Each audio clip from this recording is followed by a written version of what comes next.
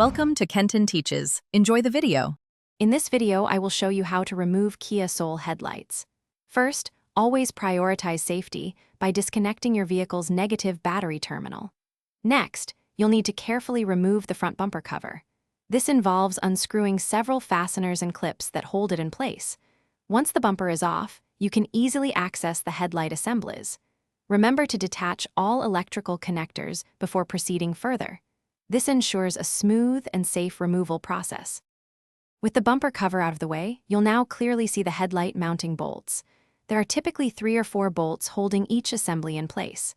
Use the correct size socket wrench to carefully remove them. Once all bolts are out, gently pull the headlight assembly straight forward. It might feel a little snug, but it should slide out. Double-check for any hidden wires or clips before completely detaching the unit from the vehicle. Hey everyone, if you're finding this video helpful so far, please hit that like button and subscribe to the channel for more useful guides. On another note, I want to share a quick recommendation. If you're looking to truly change how you think about money, check out The Simple Path to Wealth. It's a fantastic book that offers clear, actionable advice. You can find a link to it, along with other great deals, in the video description. Now let's get back to the video. When you're ready to install your new headlights, reverse the removal process. Make sure to clean the housing and surrounding area thoroughly for a perfect fit. Connect all electrical plugs firmly to avoid any issues.